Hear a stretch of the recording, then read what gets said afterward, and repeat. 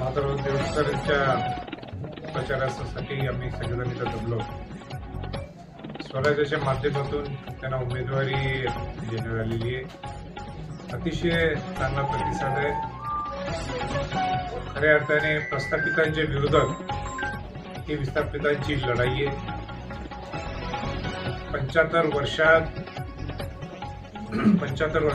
इतक्या खालच्या पद्धतीने किंवा गलिच्छ पद्धतीने जे राजकारण पाहायला मिळते, एवढ्या 75 वर्षात पहिल्यांदा एवढ्या 75 वर्षात कुठेही हे पाहायला मिळालं नाही.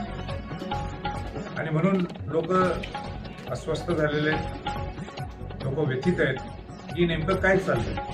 2 शिवसेना, 2 राष्ट्रवादी, आणि हे सगळं कशासाठी? हे आपल्या खुर्ची वाचवण्यासाठी, खुर्चीवर बसण्यासाठी.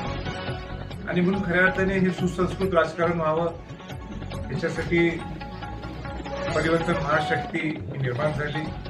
स्वराज्य पक्ष स्थापन झाला आणि स्वराज्याच्या माध्यमातून विस्थापित लोकांना ताकद देण्यासाठी आम्ही पुढे आलो. मला पूर्ण कल्पना आहे की बोलणं फार सोपं आहे, विस्थापित, पण काहीतरी नाविन्यपूर्ण महाराष्ट्राला घडवण्यासाठी हा आमचा प्रयत्न आहे.